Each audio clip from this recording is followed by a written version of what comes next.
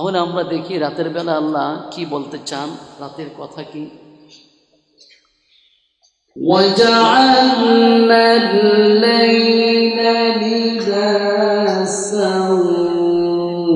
وَجَعَلْنَا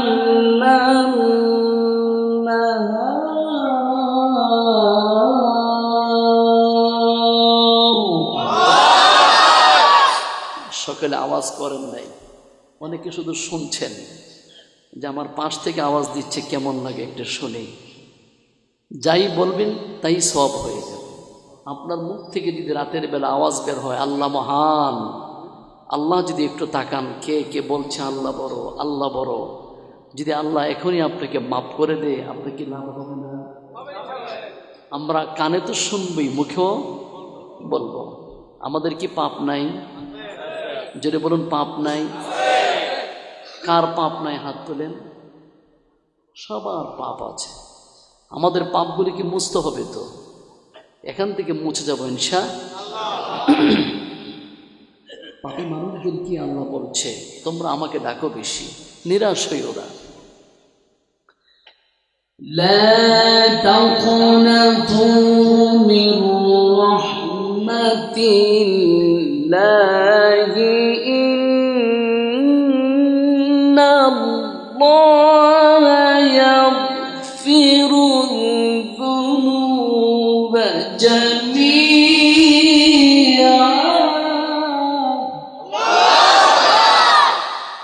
আল্লাহ বলছেন কি পরিমাণ পাপ আছে তুমি নিজেও জানো না, আমি জানি। নিরাশ হইও না, আমি আল্লাহ মাফ করে দেব।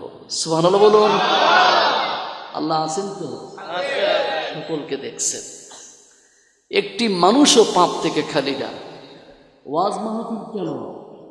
ওয়াজ মাহফিল করে আমরা শুনবো, বুঝবো, পাপের কাজ করব না, পাপের কাজ ছেড়ে দেব এবং এখান থেকে তওবা করব পাপের কাজ আর। এবং এতটাই আমরা আল্লাহর উপর নির্ভরশীল হব, ইনশাআল্লাহ তিনি আজই আমাদেরকে মাফ করে দিবেন। আল্লাহ পারেন? জোরে বলুন আল্লাহ পারেন। আমি আমার আলোচনা এখনো যাই নাই, যাব। আগে আপনাদেরকে একটু গুছাইয়া নেই। ওয়াজ মাহফিল তো আমরা শুনি 2 ঘন্টা, 2.5 ঘন্টা, 5 ঘন্টা, 7 ঘন্টা। এবং চট্টগ্রামের অনেক মাহফিলে আমি থাকি, আমি দেখি রাত 2:30, 3টা, 4টা পর্যন্ত মাহফিল হয়। ফজরের সময় দেখা যায় যারা ওয়াজ করছে তারাও মসজিদে নাই, যারা শুনছে তারাও নাই। ঠিক কিনা বলেন? এই সমস্ত মাহফিল করা থেকে এত অর্থ, এত টাকা, এত শ্রম, এত কিছু, সব কিছু মিলে অর্থই হলো আল্লাহ যেন কি হন? খুশি হন। তা আল্লাহকে খুশি করবেন, সারা রাত মাহফিল শুনবেন আর ফরজ নামাজটুকু পড়বেন না, আল্লাহ কি সন্তুষ্ট হবেন না অসন্তুষ্ট হবেন?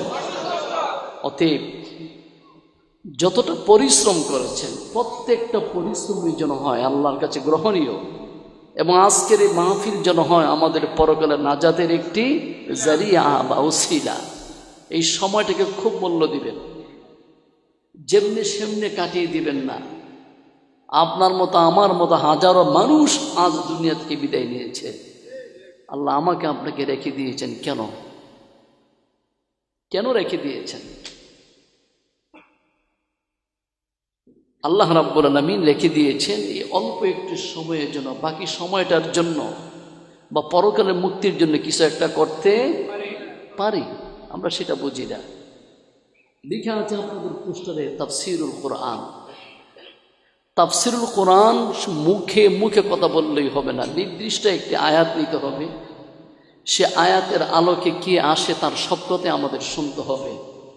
এবং আলা সাইরিল কালাম, পৃথিবীতে যত মানুষের যত কথা, যত মানুষের যত মত, যত দার্শনিকদের যত কথা আছে, সমস্ত কথার ঊর্ধ্বের কথা হলো কোরআনের কথা। যে শোনার জন্য বসছেন, সৌভাগ্য তো আপনাদের। হয়তোবা আপনার বাবা কোনো ভালো কাজ করেছিলেন, নয়তোবা আপনার মা কোনো ভালো কাজ করেছিলেন, সেই কাজের ফসলে কোরআনের মাজলিসে আল্লাহ আপনাকে রাতের বেলা বসায় দিলেন। সুবহানাল্লাহ বলেন। আমরা কে কে উঠে উঠে চলে যাবো, হাত তুলে দেখাই। মাশাআল্লাহ। আমি আমার আলোচনা খুব লম্বা করব না, কারণ আপনাদের সময়টা আপনারা দেখেন কয়টা বাজে, সে 11:15। আপনারা ঘুমাইতে হবে, আপনাদের ঘুমের পরে আবার ভোর রাতে মসজিদে আসতে হবে, এই সবটাও মাথা রাখা লাগবে। দেখি রাব্বুল আলামিন আমাদেরকে কতটুকু সময় দেন, ধৈর্যের ভিতরে যতটুকু সময় পাওয়া যায় আমরা ততটুকু কথা শুনবো। এবং আমি অন্যদিকে আর কথা বলছি না। আজকে আমার আলোচ্য বিষয় দেওয়া আছে পিতামাতার প্রতি সন্তানের কর্তব্য এবং সন্তানের প্রতি মা বাবার কি দায়িত্ব। বলি আলহামদুলিল্লাহ। সম্ভবত বাংলাদেশে কোনো পিতামাতা নাই, বলুন বাংলাদেশে পিতামাতা আছে কি নেই? এই এলাকায় আছে কি নেই? হয়তো বা কাহারও পিতামাতা কবরে আছে, কাহারও পিতামাতা ঘরে আছে। আর যারা পিতামাতা হয়েছেন আপনাদের তো মনে হয় সন্তান নাই, তাহলে সন্তানের প্রতি আমাদের কোনো দায়িত্ব আছে কি নাই? কিন্তু সবসময় আমরা খুঁজে থাকি সন্তান আমাকে করবে, সন্তান আমাকে দিবে, সন্তান আমি জন্ম দিয়েছি আমাকে দিবে না কাকে দিবে। কিন্তু সন্তানকে আপনি কি দিলেন, কি শিখালেন? আজকের তাফসীর থেকে আমরা এটা বের করব। রব্বুল আলামিন যেন এখান থেকে আল্লাহর দেওয়া যে বাণীগুলি, সে বাণীগুলিকে আমরা যেন সুন্দরভাবে নিতে পারি। আল্লাহ যেন আমাদেরকে কবুল করেন বলে আমিন। আমার ভাইরা, এই বিষয়টার আলোচনা কোরআনুল কারীমে অনেক পারাতে চলে আসছে, অনেক পারায় অনেকগুলি সূরাতে আসছে। শুধু মা বাবার ব্যাপারে মানুষ যে এত অসতর্ক আল্লাহ রাব্বুল আলামিন ভালো করে জানেন। সেজন্য রাব্বুল আলামিন আয়াতটি বারবার কোরআনে দিয়েছেন। সুবহানাল্লাহ বলুন। আমাদের যাদের মা বাবা বেঁচে আছেন তারা হাত তুলেন তো, বলি আলহামদুলিল্লাহ। যাদের মা বাবা বেঁচে আছেন তারা হাত তুলেছেন, হাতগুলি বেশি দেখা গেল। আপনাদের কিন্তু একটি জায়গা আছে হাতে ধরার, আপনাদের একটি জায়গা আছে পায়ে ধরার, আপনাদের একটু জায়গা আছে তাদের মুখে মুখে কথা তাদের সঙ্গে শেয়ার করতে পারবেন। কিন্তু যেই ভাইগুলির মাও নাই বাবাও নাই তারা কি একটু হাত উঠাবেন দেখব? দেখেন এমন কতগুলি ভাই বাবা আছেন এখানে যাদের মাও নাই বাবাও নাই। অনেকের বাবা আছে মা নাই, অনেকের মা আছে বাবা নাই। এই মানুষগুলি কিন্তু একটা সাইড হারিয়ে ফেললেন। কোথায় যাবেন আপনারা?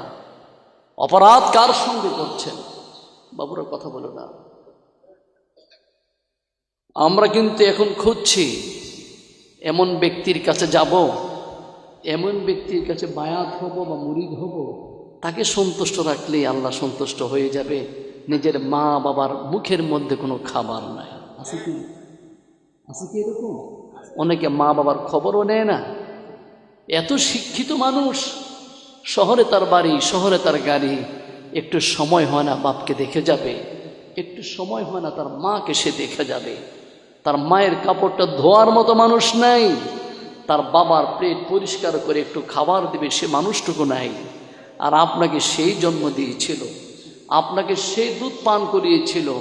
আজ আপনি শহরে বাড়িতে গাড়িতে ঘুরেন, আপনার বাড়ি এত সুন্দর পরিষ্কার, বাবার কাপড়টা দেখলে, বাবার পরিবেশ দেখলে মনে হয় না আপনার বাবা, মনে হবে রাস্তার একটা ফকির মানুষ, গরিব মানুষ। আছে কি নাই বলেন না? কোরআনকে জিজ্ঞেস করেন, কোরআন এ ব্যাপারে আমাদের কিছু করার আছে?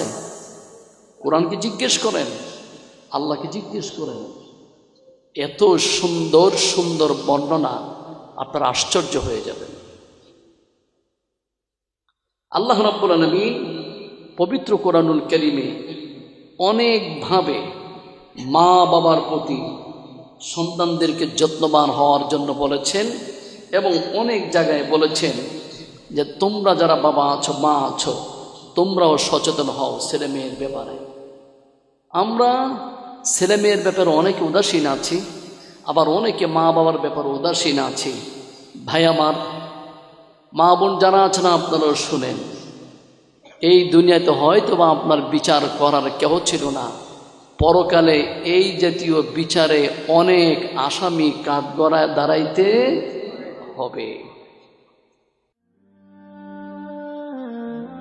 আইইউবি মিডিয়া, অপসংস্কৃতি মুক্ত আধুনিক ভিডিও সেন্টার।